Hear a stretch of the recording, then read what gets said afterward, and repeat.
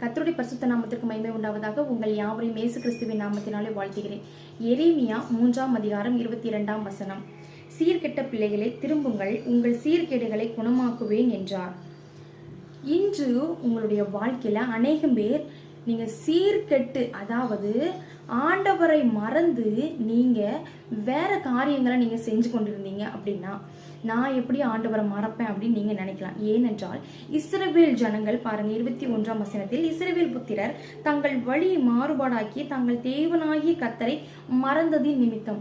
நம்ம ஆண்டவரை மறந்து அவர் வழியை விட்டு, இன்னைக்கு ஜெபிக்கலன்னா பரவாயில்ல, இன்னைக்கு வேதம் வாசிக்கலன்னா பரவாயில்ல, அவர் என்ன பண்ணிட போறார், நாளைக்கு ஜெபிச்சுக்கலாம், நாளைக்கு நம்ம வேதம் வாசித்துக்கலாம் அப்படின்னு சொல்லிட்டு நம்ம அவருடைய பாதையை விட்டு வழி மாறி போகின்ற யாராக இருந்தாலும் ஆண்டவர் நம்மளை பார்த்து சொல்கின்றார், சீர்கெட்ட பிள்ளைகளே திரும்புங்கள், உங்கள் சீர்கேடுகளை குணமாக்குவேன் என்றார். அவரை மறந்து நீங்க இதுவரைக்கும் இருந்தீங்க அப்படின்னா, அந்த எல்லா சீர்கேடுகளையும் விட்டு அவர் பக்கம் நீங்க திரும்பும் பொழுது உங்களுக்கு உள்ள காணப்படுகின்ற எந்த ஒரு பலவீனம் குறைகளாக காணப்பட்டாலும் அதை கர்த்தர் என்ன பண்ணுகின்றார் அப்படின்னா, உங்கள் சீர்கேடுகளை குணமாக்குவேன்.